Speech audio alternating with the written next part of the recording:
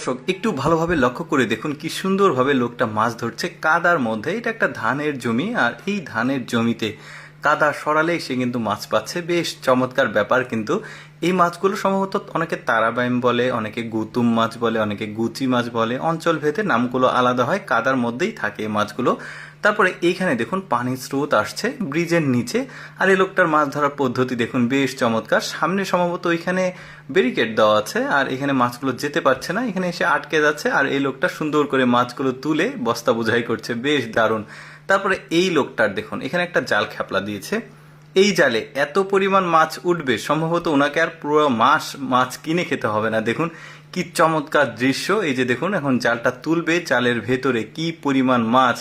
বেশ দারুণ লাগছে কিন্তু দেখতে। ছোট সাইজের মাছ, বাট অনেক মাছ। দেখেছেন কত মাছ উঠেছে, খুব লাফালাফি করছে, দেখতেও বেশ দারুণ। এবার এই জেলের মাছ ধরার টেকনিকটা দেখুন, আমার কাছে বেশ চমৎকার লেগেছে। একটা বড় দড়ি নদীতে সে পানিতে ডুবিয়ে রেখেছে, আর এই দড়ির 5 হাত পর পর একটা করে বড়শি দিয়ে খাবার দিয়ে রেখেছে। এখন মাছগুলো ওই বড়শিতে খাবার খেতে এসে আটকে গেছে। বোয়াল মাছ, বাম মাছ, তারপরে মৃগেল মাছ, আরো বিভিন্ন রকমের মাছ কিন্তু তার এই ফাঁদে ধরা পড়ছে। বেশ চমৎকার টেকনিক, খুবই ভালো লেগেছে। এবার এই লোকটার মাছ ধরার বুদ্ধি দেখুন। এই ছোট্ট এই জিনিসটা একদম এই জঙ্গলের মধ্যে দিয়েছে, একটু পা দিয়ে পানি নাড়া দিতে দেখুন এর মধ্যে কি পরিমাণ মাছ এসে জমা হয়ে আছে। দেখতেও ভালো লাগছে।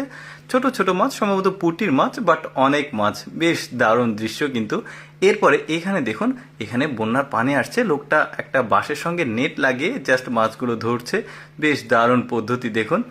এত পরিমাণ মাছ যে ধারের কাছে মাছগুলো ধরতে পারছে, বেশ দারুণ। তারপরে এইখানে দেখুন, এখানে বন্যার পানি এসেছে, সবাই মিলে উৎসব মুখর পরিবেশে মাছ ধরছে। একটা লোক জাল খ্যাপলা দিয়েছে। দেখুন এই লোকটার কপাল দেখুন, সবাই খুব একটা মাছ পায়নি, বাট এই লোকটা দেখুন কত মাছ পেয়েছে একটা জালে। দেখুন সিলভার কাপ মাছ অনেকগুলো। তারপরে এখানে একটা দৃশ্য দেখুন, বন্যার পানির স্রোত আসছে এখানে, আর মাছগুলো দেখুন কি সুন্দরভাবে লাফালাফি করছে। দারুণ দৃশ্য কিন্তু। এরকম দৃশ্য আসলে ভাগ্যক্রমে চোখে পড়ে, দেখতেও ভালো লাগছে। যারা মাছ ধরা পছন্দ করে আর কি, তারা কিন্তু এই ধরনের দৃশ্য খুবই দেখে।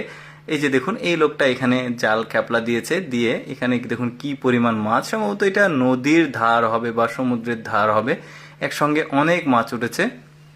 এটা সম্ভবত সমুদ্রেরই একটা ধার হবে। জালে মাছগুলো অপরিচিত মাছ মনে হচ্ছে, অনেকগুলো মাছ। তারপরে এইখানে দেখুন এটা একটা পাহাড়ি অঞ্চল, আর এইখানে পাহাড়ি নদী ছিল, পানি কোনোভাবে শুকিয়ে গেছে, একটু একটু করে পানি আছে। দেখুন পাথরের ফাঁকে ফাঁকে কি সুন্দরভাবে মাছগুলো এসে লুকিয়েছিল, আর এই লোকটা এসে মাছগুলো কুড়াচ্ছে। জাস্ট মানে মাছ ধরছে না, কুড়িয়ে নিচ্ছে জাস্ট। এত পরিমাণ মাছ, দেখতে বেশ সুন্দর লাগছে। কিন্তু পাহাড়ি নদীগুলোতেই অনেক খাদ খন্দর থাকে, ওইগুলোতে মাছ থাকে, পানি শুকিয়ে গেলে এভাবে। তারপরে এখানকার